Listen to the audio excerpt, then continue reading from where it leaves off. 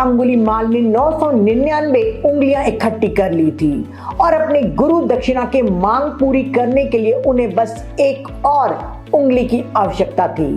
अपनी पहाड़ी चट्टान से उन्होंने नीचे एक महिला को चलते देखा और पहचान लिया कि यह उनकी मां है, जिन्हें उन्हें तक्षशिला यूनिवर्सिटी में अध्ययन करने के बाद से नहीं देखा था। उसी समय हमेशा की तरह भगवान बुद्ध महान करुणा के माध्यम से दुनिया का सर्वेक्षण कर रहे थे, यह देखने के लिए कि उस दिन आध्यात्मिक रूप से किसकी मदद की जा सकती है।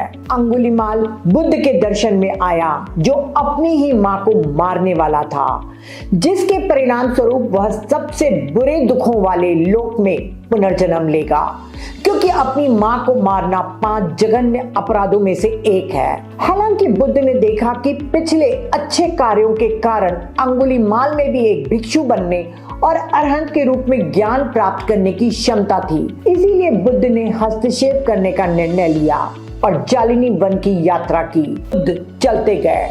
जब अंगुलीमाल अपनी मां को मारने के लिए उसकी ओर बढ़ रहा था, तब बुद्ध अंगुलीमाल और उसकी मां के बीच के रास्ते में प्रकट हुए।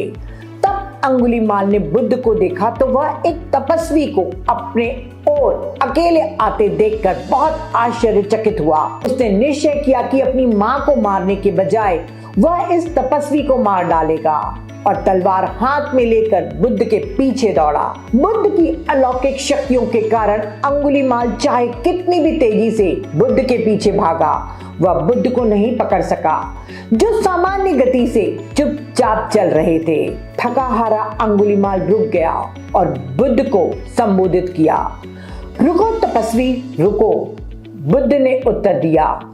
मैंने स्वयं को रोक लिया है अंगुलीमाल, तुम रुक जाओ। जब अंगुलीमाल ने बुद्ध से पूछा कि वे तो चल रहे हैं, फिर ऐसा क्यों कहा कि मैंने स्वयं को रोक लिया है, तब बुद्ध ने कहा, अंगुलीमाल, मैं हमेशा के लिए रुक गया हूं। सभी जीवित प्राणियों के प्रति हिंसा को त्याग दिया है, यद्यपि तुम प्राणियों के प्रति अनियंत्रित हो।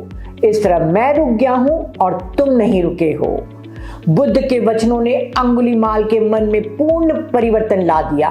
उसे अपने पापों की गंभीरता का एहसास हुआ और उसने अपने हथियार त्याग दिए।